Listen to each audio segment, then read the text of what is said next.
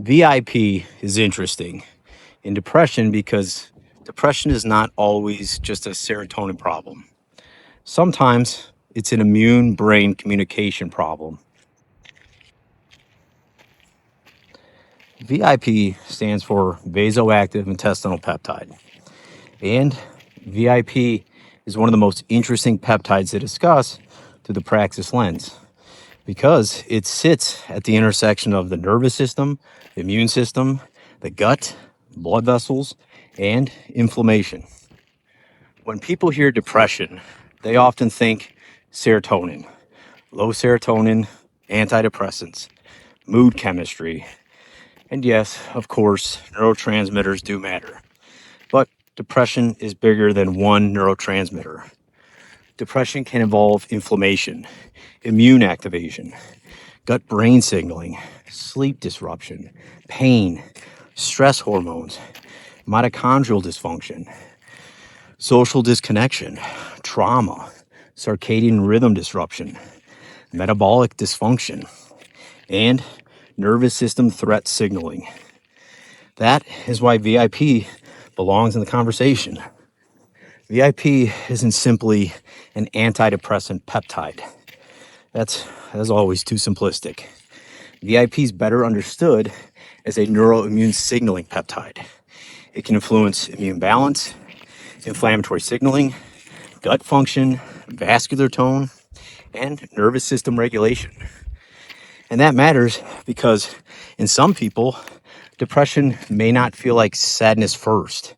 It may feel like body heaviness, inflammation, brain fog, gut disruption, light sensitivity, sound sensitivity, poor sleep, low resilience, pain sensitivity, chemical sensitivity, exhaustion, and a nervous system that feels constantly threatened.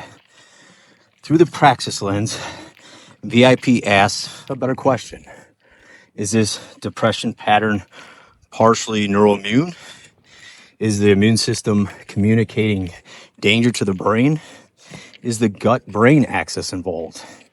Is inflammation changing mood, motivation, sleep, and cognition?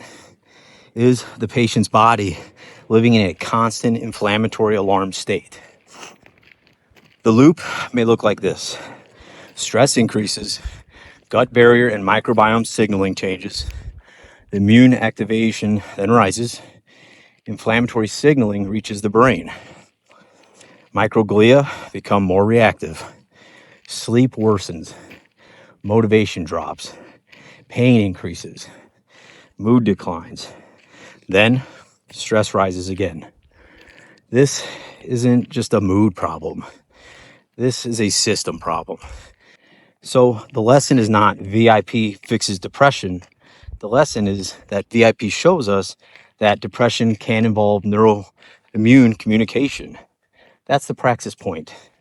If depression includes inflammation, gut dysfunction, chronic stress, poor sleep, and brain fog, then the person deserves more than a one pathway explanation. The goal is not to chase a peptide. The goal is to understand the loop, pattern, the signal, the system, the evidence, the risk, monitoring, and decision. Depression is not always in the mind. Sometimes the body is screaming danger so loudly that the brain starts to believe it.